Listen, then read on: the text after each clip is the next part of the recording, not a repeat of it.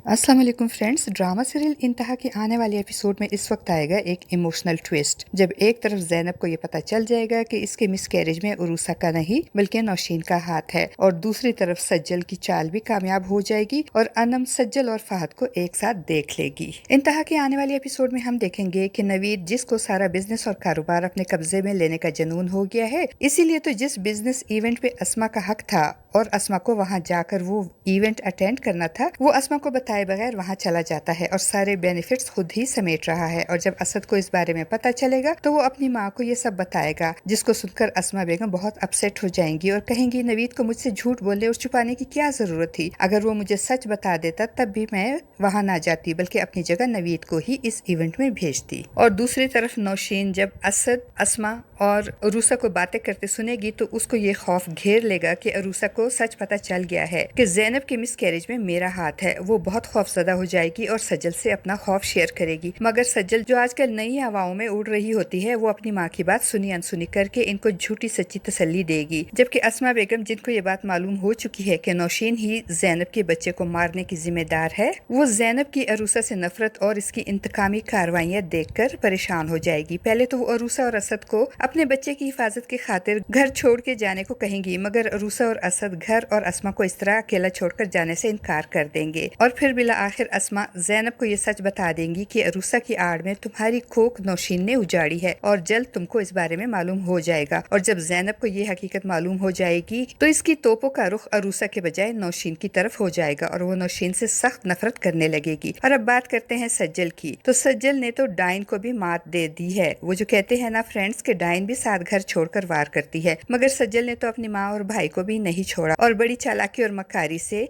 इनके सारे शेयर्स और प्रॉपर्टी अपने नाम करके और फिर इनको सेल आउट करके अपना बुटीक स्टेब्लिश कर लिया और नौशीन और अहमद को टके टके का मोहताज बना दिया। और ये सारी धोखेबाजी और जालसाजियां उसने उमैर को मोहब्बत का लारा देकर की और अपना काम निकालने के बाद उमैर को भी इसकी औकात दिखाकर किक आउट कर दिया। और अब वो अनम और इसके शौहर फहद के दरमियान इख्तिलाफात पैदा करने के लिए जानबूझकर बिजनेस की आड़ में फहद से मेल जोल बढ़ाती है, ताकि अनम फहद और इसको एक साथ देख ले और फहद को छोड़ दे। और बिला आखिर सज्जल की ये चाल भी कामयाब हो जाएगी और अनम सज्जल को फहद के साथ देख लेगी। सज्जल जानबूझकर फहद से मिलने जाएगी और इत्तेफाक से उसी वक्त अनम भी वहाँ आ जाएगी और सज्जल को देखकर आग बबूला हो जाएगी और फहद से कहेगी कि मेरे मना करने के बावजूद आपने अभी तक इस लड़की से मिलना जुलना नहीं छोड़ा, क्यों कर रहे हैं आप ऐसे फहद, आप क्यों मिल रहे हैं इससे। तो फहद इस सिचुएशन पे घबरा जाएगा और अनम को मना करेगा कि ये ऑफिस है, हम घर चलकर बात करेंगे। मगर जब अनम गुस्से में सज्जल का हाथ पकड़कर उसे वहाँ से धक्के देकर निकालने की कोशिश करेगी तो फहद गुस्से से अनम से कहेगा छोड़ दो इसका हाथ, ये मेरा ऑफिस है, यहाँ कोई भी ऐसी हरकत मत करो जिससे मेरी बेइज्जती हो। और सज्जल के सामने फहद की तरह सज्जल की तरफदारी करने और अनम को डांटने की वजह से अनम बहुत अपसेट हो जाएगी और गुस्से और बेबसी से आंखों में आए हुए आंसुओं को रोकते हुए वो वहाँ से चली जाएगी।